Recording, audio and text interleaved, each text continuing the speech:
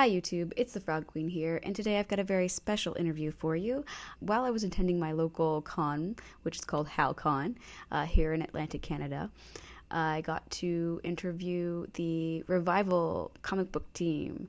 Revival is a horror science fiction comic book series billed as a rural noir. It's written by Tom Seeley, with the art by Mike Norton, and covers by Jenny Frison. The series is published monthly, and it's just about to wrap up. I think there's only about four comics left in the series to come out. So rather than me just continuing to prattle on, I will just go straight into the interview. We didn't do a video interview for this. It is podcast style, so I will be showing you some of the artwork from the comic book series. So, there we go. So it's just recording now, so it should be fine. It actually has an insane range on that microphone for whatever reason. We've used it like just the regular Samsung phones for podcasts before, and it works unbelievably well. It's kind of impressive, actually. But where should we start? You said, first of all, Revival takes place in your hometown. Mm-hmm. So, can you tell me a little bit about how you actually developed the actual story? Because it is a really unique kind of comeback story. Not a typical zombie story at all. So, can you tell me just a little bit about how you developed that? Yeah. Well, the original idea was Mike and I had talked about, we have a studio together in Chicago, and we talked about doing something together. And we're just kind of waiting for the right thing to be the project that we want to pick up on. And usually when we walk to lunch, we just kind of kick around ideas.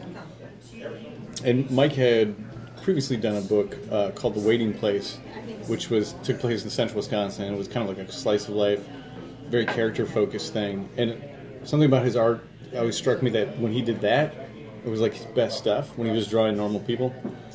So we talked about, well, what if we did something with normal people?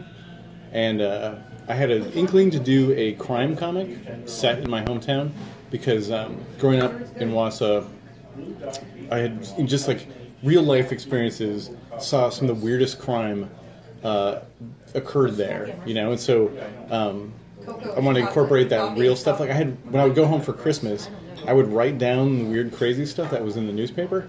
And say, I'm going to use this someday, you know. And the first one of that was the murder of the Zorse, the zebra horse hybrid in the first issue. That's real. That happened. And it was actually like over Thanksgiving break when I heard that news story, I wrote it down. That's going to be in something because that's so weird. And then, but he and I talked about some stuff, and I had a pitch I had started for a kind of zombie thing. And Mike was the one that said, well, why don't we just stick them together and kind of come up with something completely different. And one of the reasons, you know, we thought setting it in a real place was that we could kind of pick up on some of the real life tensions of a small town, and then have that be sort of intensified by all these things we were adding to the scenario. So you're dead, the dead come back. All the government puts the town in quarantine, and so it was almost sort of a reaction to. When I was a kid, living in a small town in the middle of winter, where you have such cabin fever and you feel like you're trapped. Like, well, what if our characters were actually trapped, and they had to deal with all these things So that was kind of the original genesis, I think, if I remember it mostly correctly. And one of the things we definitely want to do was we had a kind of vision for what the covers should be. So very early on, we said, well, let's have Jenny do the covers because we wanted to do a story that was both beautiful and disturbing. Yes. Like that was our big, and we knew that Jenny would provide the beauty, and we could just add the disturbing, have her, and she would be able to do that really well. But knowing that she can do these really sort of like peaceful, quiet, beautiful moments, and then the implications would be the scary part. So and we all hang out and we live next to each other and work next to each other, so we could always throw in ideas together. And by the second cover, I joined the studio, so... Yeah, and so she moved into our studio. Oh, okay. So it was something we could work on together. We could kick around ideas and and not have to be on the phone to do it, or we could just sit around and jam, which is nice because so much of comic book work is done. You know, I'm in Chicago. My editors in DC are in California, or my Marvel editors are in New York. So like, you're never with someone to actually like jam on stuff. Does it change the process a lot more when you're in person and you get to like discuss things like right there in the moment? I think it actually made it harder because I felt like we were relying so much on having like the one-on-one conversation that like deadlines would get stretched because we're busy. Like normally you have like a schedule and you know when something's due and you're emailing back and forth, and it just became more fluid, which made it kind of difficult. But I had made to it more figure that creative. out. Yeah, and that was it was an adjustment to go.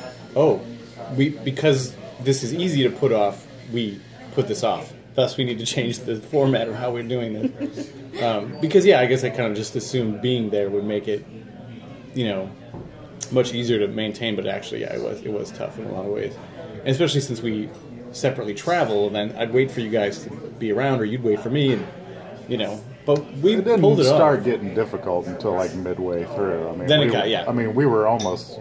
I mean, it was a pretty symbiotic, like in lockstep sort of in the thing.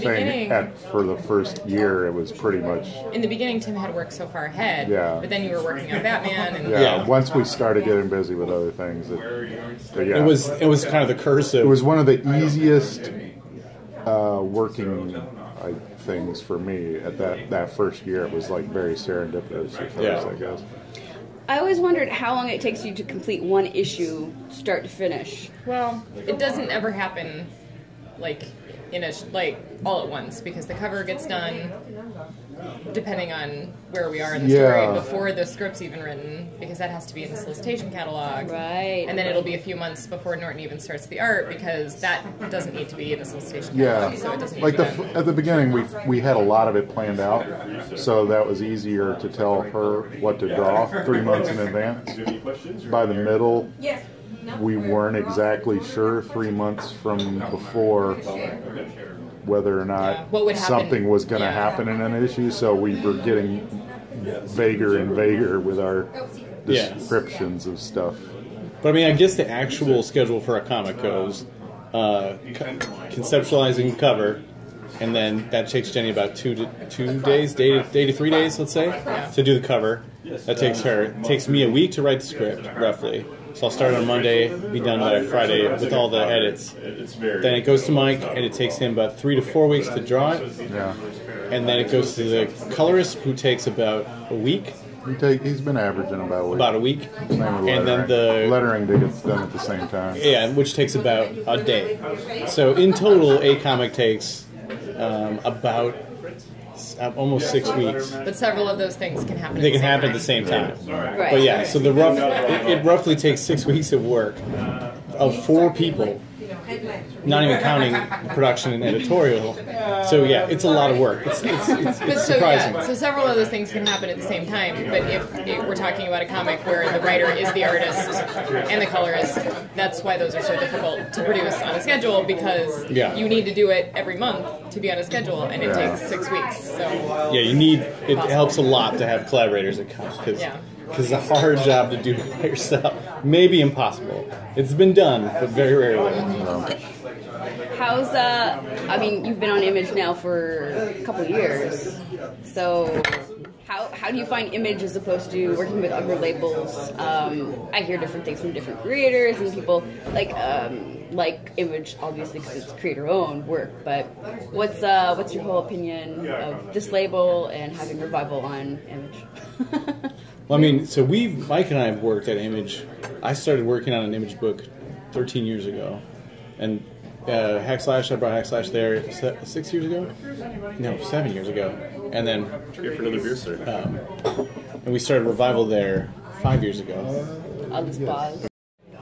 Okay, yeah. So yeah, I did my first book ever was through Image, called Love Bunny and Mr. Hell. Nobody's read it, but it exists. And then and then I did a couple other books there. I did Loaded Bible and brought Hackslash there.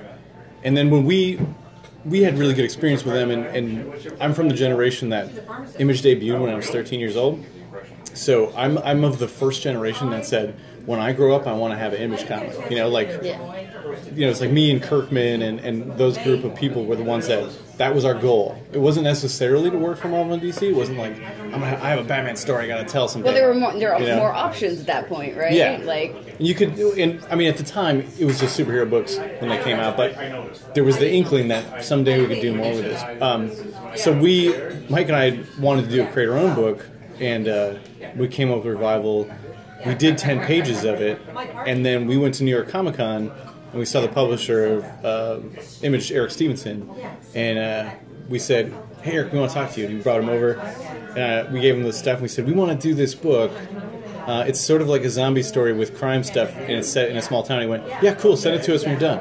And that was it. And we were like, "Oh my God, that's amazing." Because usually, when we were first starting out, you'd send something to Image, you'd wait 6 months, you'd send another email, "Hey, you guys like my book?" But we had just had this like incredible moment where they just said, "Yeah, you guys do whatever you want." No, I like the cut of your jib. Let's do it. Yeah.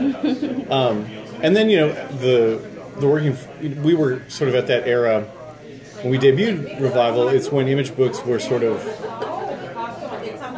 retailers were starting to see the potential. Yeah, they were becoming really hot again. Becoming hot. And partially that was because there was this new audience coming in looking for new stuff. And they weren't necessarily superhero fans. They were interested in the medium. They were interested or in genres that weren't superhero. So we really benefited from that. Our first issue sales were, much more than we could possibly have expected had we done it anywhere else or through any other publisher. And then the working at Image, I was familiar with how to do so. But the best thing about Image is that there's no bosses, and the worst thing about Image is that there's no bosses.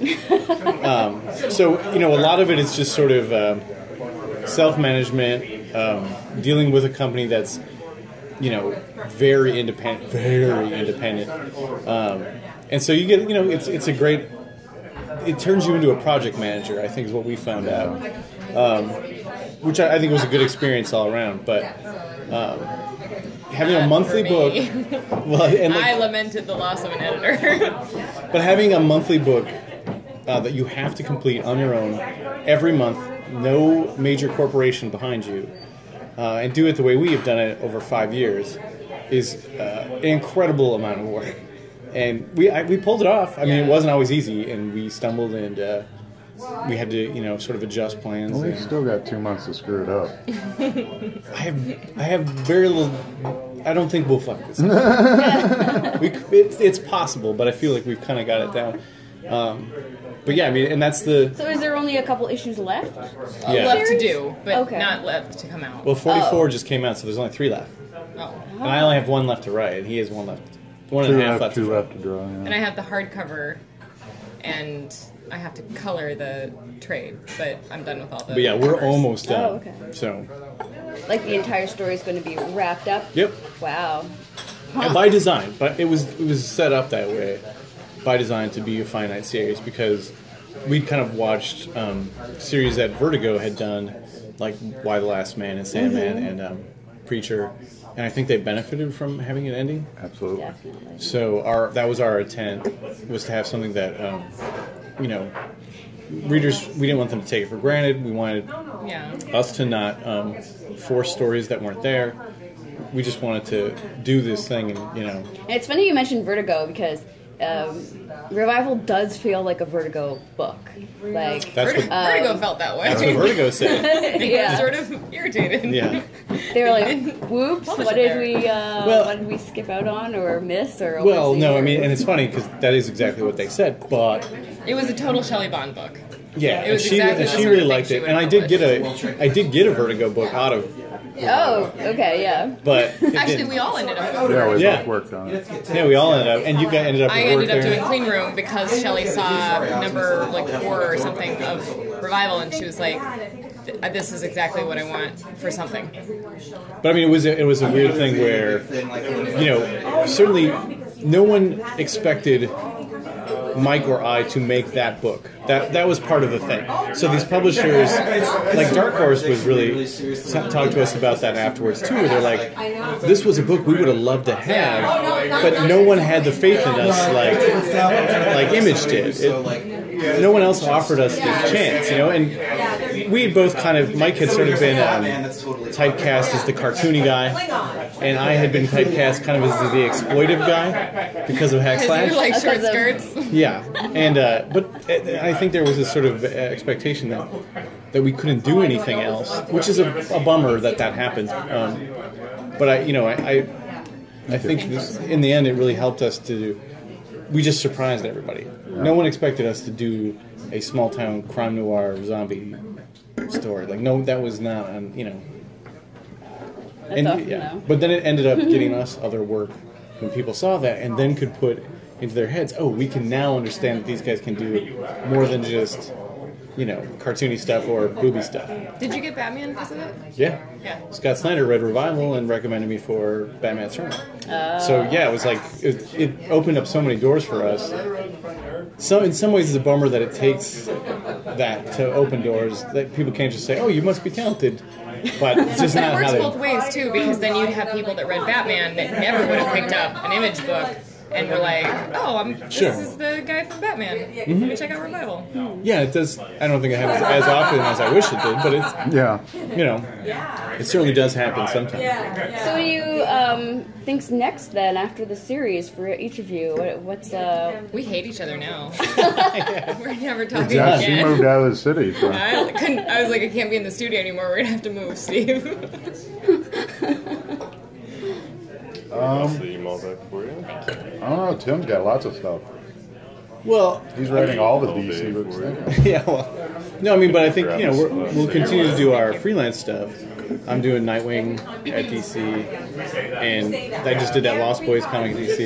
The Rosemary's. Thank you. Ooh, a flower. Cheers. Pretty. But I mean, I think we now recognize we have to keep doing our own stuff. I mean, we knew that before, but I think, this is a reinforcement. Because after Hack Slash, it was definitely, that's one of the reasons we talked about having to do something like Revival is these are our retirement funds. These are our... Not mine. Well, yeah. I still just got paid rate. You got paid rate.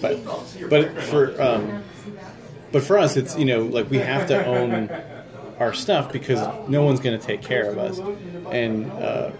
I'm completely aware now, when I finish this off, I have to come up with something else. And that's, I know Mike and I have talked about it today, how do you follow up something how do I follow up Revival? I'm working on it. I'm not 100% sure. Because if you work in comics and you work on something that's like a licensed property, you only make the money that you get paid to do it. But if you own something, then as Revival continues to sell trades, they'll continue to make money. Yeah. And you've got the beautiful hardcovers as well. Right. It's, So I don't know what keep cutting me checks for the rest of my life, right? Yeah, we give you bonuses. We give you bonuses every year.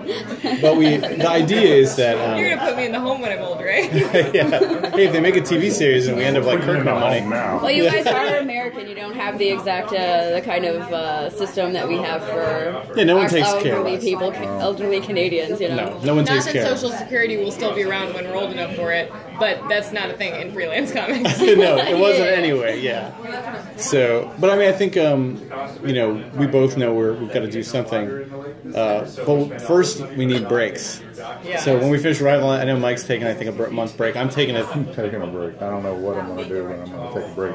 I'm going away. I'm going off into the woods like an old cat. Hopefully I'll come back. You a Salinger? Don't pull a Salinger. No, I won't be a Salinger, no. Julie's going to find you underneath the porch. I'll be, that's how they find me. Underneath the porch. Well. Yeah. But I'm going to take a two-week break and then jam on some stuff, some ideas, which I have to do. But yeah, jam is the correct word. It is totally appropriate, but I'm just imagining you jamming. like DJ style? What else going to look like? Yeah. But I think... Animal from the Muppets. Just jamming away.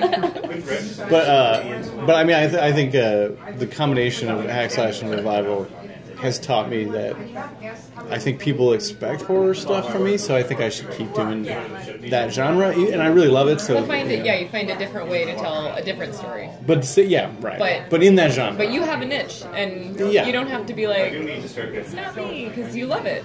Yeah, exactly. Yeah, and this, if Hackslash was saying, oh man, I love shitty B horror movies. Then Revival is supposed to be, oh man, I love like psychological fear. And you love family. Right. Yeah. So. I'm your family. You should take care of me. We're back to this again. This is becoming circular now. One of the questions, since I get to actually ask this question, sometimes this happens. I always find this interesting. As a woman, I always like to hear other females' opinions of the comic book industry, and kind of in comparison to the male side of the comic book industry. Tim is a pervert and Mike is mean. You're laughing because it's true. I mean, it's not untrue. I know that I can be mean. I didn't mean specifically about these two. No, she tells the truth. I meant like the industry in general. Tells the Norton truth. is my favorite person on the planet. We have a complicated relationship.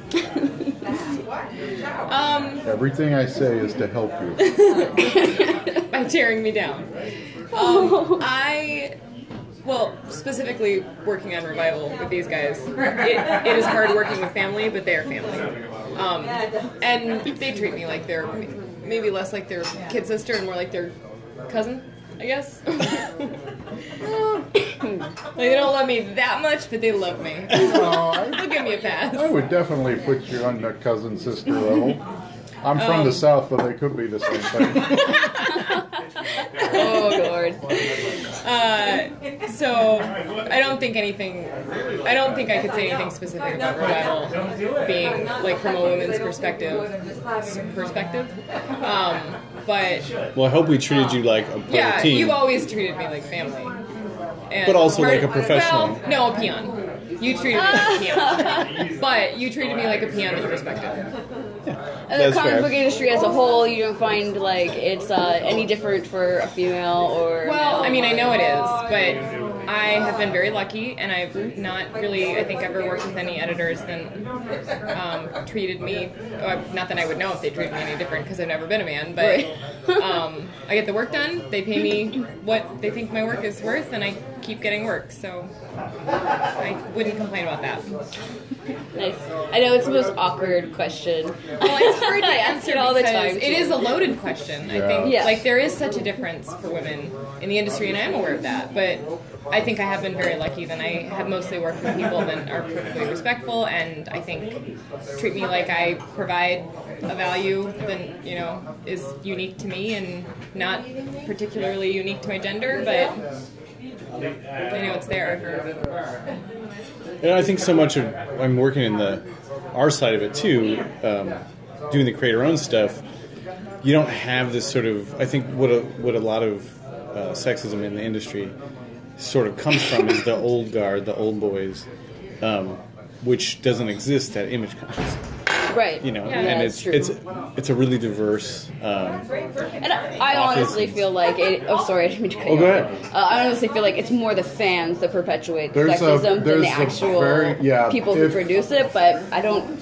Like institutionalized sexism in the business of comics isn't as much a thing as it is in the fandom of comics. That is not a opinion. That is a straight up fact. But it's also, I think a lot of it is, I do think that a lot of it is, and this is just a thing just from working with Image and just seeing kind of how their attitude is, I have to believe that a certain amount of like the outrage stuff that you see from these like angry male fans who like bitch about Ghostbusters or girls reading comics, I think that they try to puff themselves up like a pufferfish. I think there's a very few of them, and I think that they make their numbers look larger. They are the loudest barking dog. Yeah, and they do it by using the internet, right? Yeah. And you watch these are the same people who rushed to vote for Trump on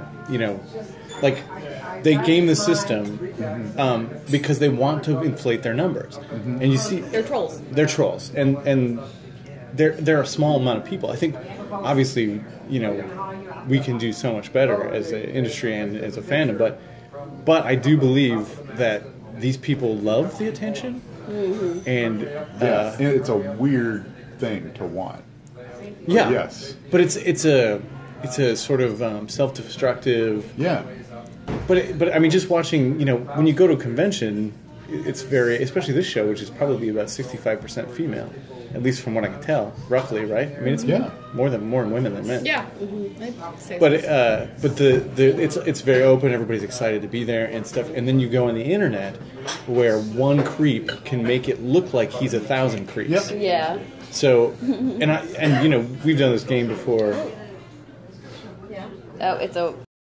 Aha! I freed up another 11 minutes. And go! You were saying Trump and trolls and jerks on the internet. Oh, making it look bad for the rest of us. Right. But one of the things I'll do sometimes is you go into hashtags that are really sexist. Like repeal the 19th, or which is the creeps that were they wanted women to not be able to vote. Yeah, right. Or the creeps who were harassing Leslie Jones, or the ones who chasing Chelsea Kane. If you count the actual number of people who are using it in a negative way, not people who are mad about it, it's like it's always under 10 people. If you actually count the numbers. They're so awful. But 10 really awful people. They're 10 the like worst people. They are. They are the worst. 10 worst people. They are the 10 worst people in the world. And half the time, I'm almost certain they're children. Well, did you see that? Well, that's the only time that you would do something that stupid if you were a normal average. Well, have you been watching South Park? There was an I know I haven't seen the last couple episodes. There was an article today about that. about how about a lot of these sort of troll articles that like appeal to right-wing populist stuff or like really sexist stuff is written by teenagers in Macedonia, which makes so much sense. They're just trying to blow up the system. It's not their system. They don't care. Yeah. So you see this sort of. There are creeps like, here. When are you the worst person in the world? It's when you're a teenager. Yeah. In Macedonia. Smartest you'll ever be. In Macedonia. I remember when I was a teenager in Macedonia. Yeah, I was a piece of shit. But I do think, and seeing a show like this and seeing so many of the women there, you realize that if it wasn't for women, this fandom stuff every would be, show now. But It's not just fandom would be, this kind of fandom, specifically comics, would be dead. It would be dead. Yeah.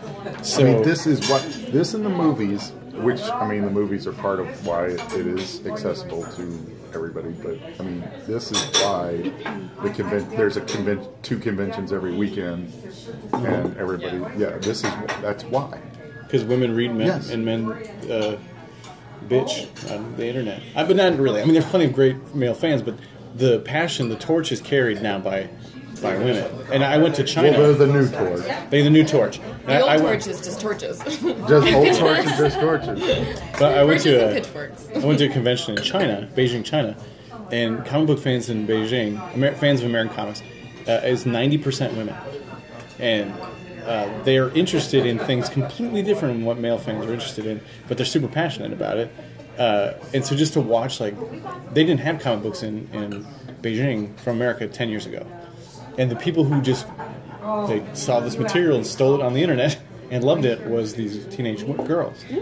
So I think, that's tomorrow. That's Chinese teenage girls are thieves, is what you're saying. Well, they couldn't get it. There's the silver lining with whatever content pirates.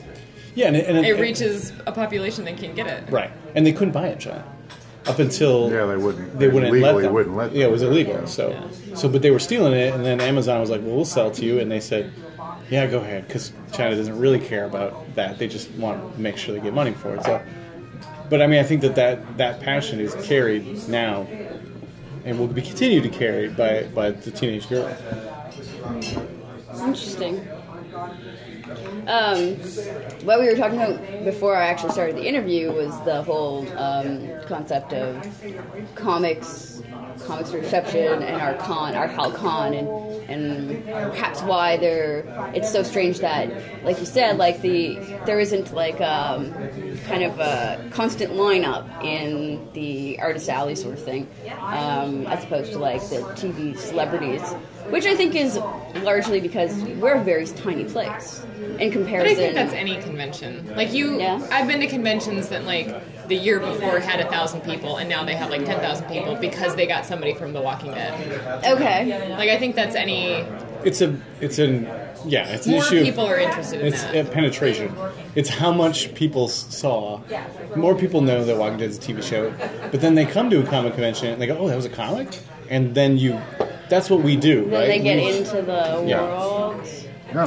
I mean, it's how we all got into it. Right. We were talking to a guy today who 30 years ago was a huge Star Trek fan and found out they were making comics of Star Trek and started buying the comics and then got into all kinds of comics. And, our generation of comic readers... We know what comic books are because we saw Batman on TV and stuff like that. Because G.I. Joe. Yeah. When G.I. Joe was a toy line, they made a comic of it. It was more hardcore than the cartoon, and my generation ate it up.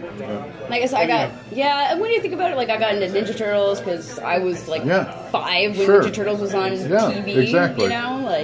So... Yeah, and you were definitely not alone on that. And I definitely didn't know that they were comics when I was 5. But specific to conventions, I feel like conventions for the uninitiated sort of feels like a club they're not invited to. And then you find out that a celebrity is going to be there. Everybody feels like, oh, I want to meet them. I'm able to meet them if I go to this place. More than just if they're like, oh, this thing is happening, then I could potentially be into, but I probably won't go. But like, makes it more inclusive, you mean? I just feel like there's more interest. Like, there's an easier interest. Well, because it's a human face, and it's it doesn't feel like what I think comic book stores had been was the closets with the weirdos in it. Yeah. And now everybody has a TV. Right, exactly. Everybody's seen that car. So. Pardon me there. Thank you, sir. How about? Okay, cool. So I just wanted to say thank you so much for joining me. This will be, of course, on thefrogqueen.com. That's my website. Thefrogqueen.com. Is this the first one you've done in a bar while everybody's drinking and eating oysters?